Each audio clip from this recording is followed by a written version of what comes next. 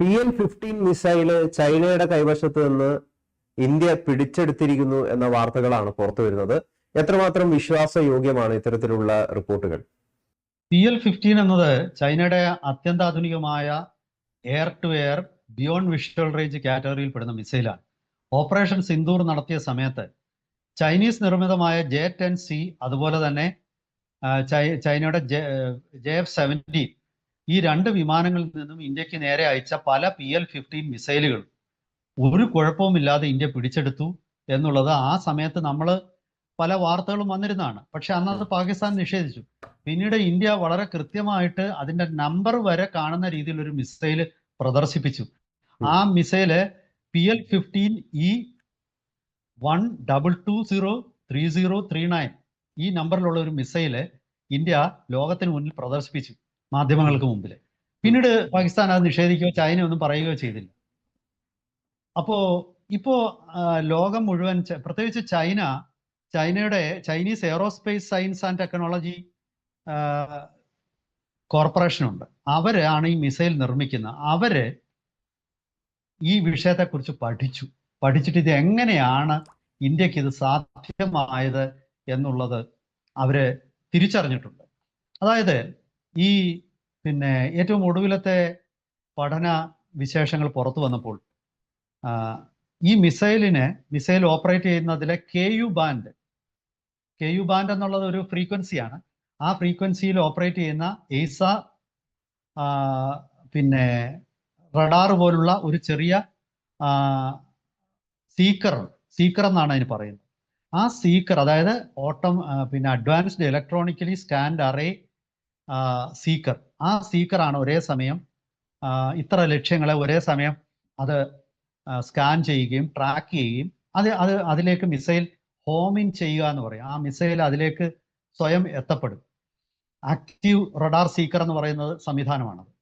ആ KU ബാൻഡിലെ AESA സീക്കറിനെ India electronic യുദ്ധത്തിലൂടെ നിർവീര്യമാക്കി എന്നാണ് ഏറ്റവും ഒടുവിൽ ചൈന കണ്ടെത്തിയത്. അതുമാത്രവുമല്ല, അവരുടെ ഈ മിസൈലിന്റെ ഡാറ്റ ലിങ്ക് ഉണ്ട്. അതായത് ഈ മിസൈല് അതിൻ്റെ മുന്നോട്ടുള്ള പ്രയാണത്തിനിടയിൽ ഏത് സ്ഥലത്താണ്, ഏത് ലൊക്കേഷനാണ് ആ മിസൈൽ എത്തിയിരിക്കുന്നത് എന്നുള്ളത് അതിൻ്റെ നിയന്ത്രിക്കുന്ന സ്ഥലവുമായിട്ടോ അല്ലെങ്കിൽ നിയന്ത്രിക്കുന്ന വിമാനവുമായിട്ടോ അത് കൺട്രോൾ റൂമുമായിട്ടോ അല്ലെങ്കിൽ കൺട്രോൾ എയർക്രാഫ്റ്റുമായിട്ടോ അത് കമ്മ്യൂണിക്കേറ്റ് ചെയ്യും. അങ്ങനെ കമ്മ്യൂണിക്കേറ്റ് ചെയ്തുകൊണ്ടിരുന്ന ആ ലിങ്ക് ഇന്ത്യ തകർത്ത് കളഞ്ഞിരിക്കുന്നു. ഇതാണ് അവിടെ സംഭവിച്ചതെന്ന് ചൈന കണ്ടെത്തിയിട്ടുണ്ട്. എങ്ങനെയാണ് ഇത് സാധ്യമാക്കിയത് എന്ന് ചോദിച്ചാൽ, ഇന്ത്യയുടെ ഈ റഫാൽ വിമാനത്തിന്റെ സ്പെക്ട്ര എന്ന ഇലക്ട്രോണിക് വാർഫെയർ സ്യൂട്ട്, സ്പെക്ട്ര എന്നാണ് അതിന് പറയുന്നത്, ആ സ്പെക്ട്ര വാർഫെയർ സ്യൂട്ടും അതുപോലെ Su-30 MKIയിൽ ഘടിപ്പിച്ചിട്ടുള്ള പോഡഡ് ജാമർ, ഇങ്ങനെ രണ്ട് ആധുനിക ഇലക്ട്രോണിക് യുദ്ധ സംവിധാനങ്ങൾ ഉപയോഗിച്ചാണ് ഇന്ത്യ ഈ PL-15 മിസൈലുകളെ നിർവീര്യമാക്കിയത്. ഇങ്ങനെ സംഭവിച്ചതുകൊണ്ടാണ് ഇത് പൊട്ടിത്തെറിക്കാതിരുന്നത്. സാധാരണഗതിയിൽ ഒരു മിസൈൽ അത് ലക്ഷ്യസ്ഥാനത്ത് എത്തുന്നില്ലെങ്കിൽ അത് സ്വയം പൊട്ടിത്തെറിച്ച് അതങ്ങ് പോകും. കാരണം അത് ശത്രുവിന്റെ കൈവശം എത്താൻ പാടില്ല. ശത്രുവിന്റെ കൈവശം എത്തിയാൽ ശത്രുവിന് ഈ മിസൈലിന്റെ സീക്കർ, അതായത് ലക്ഷ്യസ്ഥാനത്തെ കണ്ടുപിടിക്കാൻ സഹായിക്കുന്ന ഒരു സംവിധാനമാണ് സീക്കർ. ആ സീക്കറിന്റെ വിശദാംശങ്ങൾ കിട്ടും. ഏത് ഫ്രീക്വൻസിയിലാണ് അത് പ്രവർത്തിക്കുന്നതെന്ന് മനസ്സിലാവും. അതേ ഫ്രീക്വൻസിയിൽ കൗണ്ടർ മെഷേഴ്സ് ചെയ്യാൻ കഴിയും. അങ്ങനെ സംഭവിക്കാതിരിക്കാനാണ്. അപ്പൊ ഇവിടെ സംഭവിച്ചതെന്ന് പറഞ്ഞാൽ, ഇന്ത്യയുടെ ഇലക്ട്രോണിക് വാർഫെയർ സംവിധാനങ്ങൾ ആദ്യം തന്നെ സീക്കറിനെ അങ്ങ് നിർവീര്യമാക്കി. രണ്ടാമത് ഡേറ്റ ലിങ്ക് തകർത്ത് കളഞ്ഞു. ഡേറ്റ ലിങ്ക് തകർത്ത് കളഞ്ഞപ്പോഴേക്കും ഇതിനൊരു ഓർഡർ, കമാൻഡ് സ്വീകരിക്കാൻ പറ്റുന്നില്ല. ആ കമാൻഡ് സ്വീകരിക്കാൻ പറ്റാത്തത് കൊണ്ട് അത് സ്വാഭാവികമായിട്ട് ഗ്ലൈഡ് ചെയ്ത് താഴേക്കിറങ്ങി.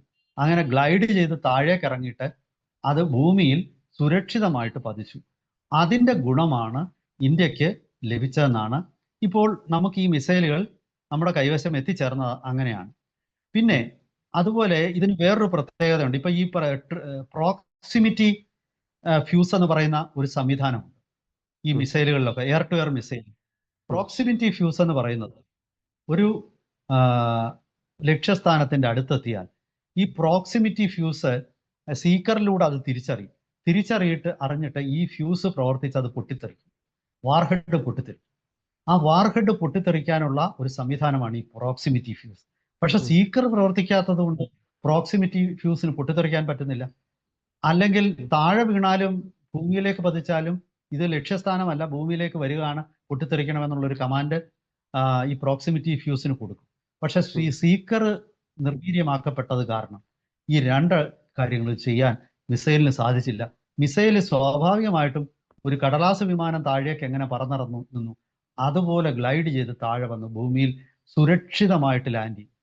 അങ്ങനെ ലാൻഡ് ചെയ്തതാണ് കൊണ്ടാണ് ഈ സംഭവങ്ങൾ ഒരു കാരണവശാലും ആർക്കും പ്രതീക്ഷിക്കാൻ പറ്റാത്ത രീതിയിലുള്ള ഒരു പിന്നെ എന്താണ് ഈ മിസൈലുകൾ സുരക്ഷിതമായി ഇന്ത്യയുടെ കൈവശത്തേക്ക് എത്തിച്ചേർന്നു. ഇത് കാരണം ചൈനയ്ക്ക് വലിയ നഷ്ടങ്ങളുണ്ടായി. പക്ഷേ നമ്മൾ പല ആൾക്കാരും കരുതുന്നത് പോലെ യഥാർത്ഥത്തിൽ ഈ ഇന്ത്യ ഇത് റിവേഴ്സ് എഞ്ചിനീയർ ചെയ്തു എന്ന് പറയുന്നത് തെറ്റാണ് എന്നാണ് DRDO ഉദ്യോഗസ്ഥർ പറയുന്നത്. ഇന്ത്യക്ക് ഇത് പ്രയോജനപ്പെട്ടിട്ടുണ്ട്. പക്ഷെ അത് പിന്നെ ഇതിന്റെ പ്രൊപ്പല്ലന്റ്, അതായത് ഇതിലെ ഇന്ധനവും അല്ലെങ്കിൽ അതുമായിട്ട് ബന്ധപ്പെട്ട കാര്യങ്ങളിലൊന്നുമല്ല. ഇന്ത്യക്ക് ഡ്യുവൽ പൾസ് മോട്ടോർ എന്ന പിന്നെ ഓൾറെഡി തന്നെ ആ ടെക്നോളജി ഇന്ത്യ സ്വയം വികസിപ്പിച്ചെടുത്തിട്ടുണ്ട്. പക്ഷെ ഇവിടെ ഇന്ത്യക്ക് പ്രയോജനം ചെയ്തത് ഈ രണ്ട് മിസൈലിന്റെയും കമ്മ്യൂണിക്കേഷൻ സിസ്റ്റം ഫ്രീക്വൻസികൾ ഇന്ത്യക്ക് മനസ്സിലായി, ഇതിന്റെ സീക്കർ ഓപ്പറേറ്റ് ചെയ്യുന്ന രീതികൾ മനസ്സിലായി. ഈ രണ്ട് കാര്യങ്ങളാണ് ഇന്ത്യക്ക് ഇതിൽ നിന്നും പ്രയോജനപ്പെട്ടത്. ഈ സീക്കറും ഡ്യുവൽ കമ്മ്യൂണിക്കേഷൻ സിസ്റ്റവും അതിന്റെ പ്രവർത്തനങ്ങൾ കൃത്യമായിട്ട് മനസ്സിലായി. അപ്പം ഈ മിസൈൽ ഭാവിയിൽ തടയാൻ വേണ്ടി PL-15 മാത്രമല്ല PL-17ഉം അതിനെക്കുറിച്ചുള്ള വിശദാംശങ്ങൾ നമുക്ക് ലഭിച്ചിട്ടുണ്ട്. അതിന്റെ റഡാർ സിഗ്നേച്ചർ, ഇലക്ട്രോണിക് സിഗ്നേച്ചർ ഉൾപ്പെടെയുള്ള കാര്യങ്ങൾ നമ്മുടെ കൈവശം എത്തിയിരിക്കുകയാണ്. ഇത് നമ്മളെ സംബന്ധിച്ചിടത്തോളം ഭാവിയിൽ, അതായത് ഇപ്പോൾ തേജസ് 1A ആയാലും തേജസ് 2 ആണെങ്കിലും വരാനിരിക്കുന്ന AMCAയുടെ കാര്യമാണെങ്കിലും ഇതിലൊക്കെ തന്നെ ചൈനീസ് മിസൈലുകളുടെ ചില പ്രത്യേകതകൾ, കമ്മ്യൂണിക്കേഷൻ പ്രത്യേകതകളും സീക്കറുകളെ കുറിച്ചുമൊക്കെയുള്ള അതിന്റെ പ്രവർത്തന രീതികൾ ഒക്കെ വളരെ വിശദമായിട്ട് നമ്മൾ മനസ്സിലാക്കി കഴിഞ്ഞു. മാത്രവുമല്ല ചൈനയുടെ മിസൈൽ പ്രതിരോധ സംവിധാനമായ HQ-90 കുറിച്ചും ഇന്ത്യ വളരെ കൃത്യമായിട്ട് മനസ്സിലാക്കി കഴിഞ്ഞിരിക്കുന്നതെന്നാണ് ഇപ്പോൾ വാർത്തകൾ പുറത്തു വരുന്നത്. അപ്പൊ അതായത് യഥാർത്ഥത്തിൽ പാകിസ്ഥാനുമായിട്ടുള്ള ഈ ചെറിയ 84-85 മണിക്കൂർ നീണ്ടു നിന്ന ഓപ്പറേഷൻ സിന്ദൂർ ഇന്ത്യക്ക് ഈ ഉർവശി ജാപം ഉപകാരമായതുപോലെയാണ്. കാരണം ചൈനീസ് ആയുധങ്ങളുടെ, ചൈനയുടെ ഏറ്റവും പുതിയ അത്യന്താധുനിക ആയുധങ്ങളെ കുറിച്ചുള്ള എല്ലാ വിശദ വിവരങ്ങളും ഈ യുദ്ധം മുഖാന്തരം നമുക്ക് ലഭിച്ചു. ചൈനയുടെ മാത്രമല്ല തുർക്കിയെ സംബന്ധിച്ചും തുർക്കിയുടെ ഡ്രോണുകളെ സംബന്ധിച്ചും ഒക്കെയുള്ള ഒരുപാട് വിവരങ്ങൾ ഇന്ത്യക്ക് ലഭിക്കാൻ ഈ ഒരു യുദ്ധം നമ്മളെ സഹായിച്ചു. പിന്നെ ഇനി മറ്റൊരു വസ്തുത, നിരന്തരമായി ചൈനയുടെ ഡ്രോണുകൾ ഉപയോഗിച്ച് ഇന്ത്യയുടെ അതിർത്തി ലംഘിച്ചുകൊണ്ടിരിക്കുകയാണ് പാകിസ്ഥാൻ.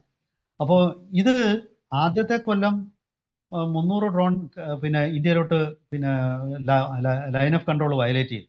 പക്ഷെ പിന്നീട് ഈ വയലേറ്റ് ചെയ്യുന്നതിൽ ഇപ്പൊ 90-95% നമ്മൾ വെടിവെച്ചിടുക. അതിന്റെ കാരണം ഇത് തന്നെയാണ്.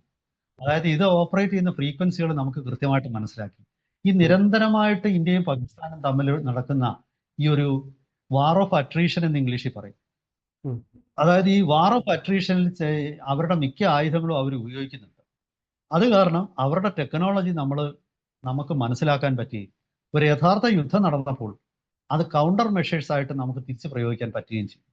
ഇവിടെ ഈ PL-15 കാര്യത്തിൽ നിശ്ചയമായിട്ടും ആ മിസൈലില് ഇനി ചൈനയ്ക്ക് ഒരു പ്രയോജനമില്ല എന്നാണ് ഇപ്പോ പിന്നെ പ്രതിരോധ വിദഗ്ധർ പറയുന്നത്. അത് ഇന്ത്യൻ വിദഗ്ധരല്ല പറയുന്നത്, പാശ്ചാത്യ വിദഗ്ധർ പറയുന്നത്.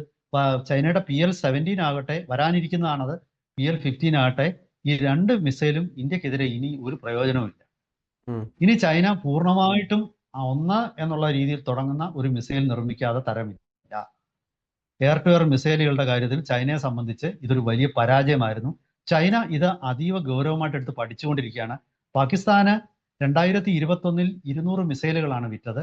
ആ 200 മിസൈലുകൾ ഏതാണ്ട് 60-ലധികം മിസൈലുകൾ ചൈന തിരികെ കൊണ്ടുപോയതായിട്ടാണ് ഇപ്പോൾ വാർത്തകൾ വരുന്നത്. ഈ മിസൈലുകൾക്ക് എന്താണ് യഥാർത്ഥത്തിൽ സംഭവിച്ചത്? ഇന്ത്യ എങ്ങനെയാണ് ഇവയെ ഇത്ര നിസ്സാരമായിട്ട് തകർത്ത് കളഞ്ഞത്? ഇവയുടെ സീക്കറുകളെ എങ്ങനെയാണ് തകർത്തത്? ഇവയുടെ ഡ്യുവൽ കമ്മ്യൂണിക്കേഷൻ സിസ്റ്റത്തെ എങ്ങനെയാണ് തകർത്തത്? ഇതിനെക്കുറിച്ചൊക്കെ അവർ പഠിച്ചുകൊണ്ടിരിക്കുകയാണ്.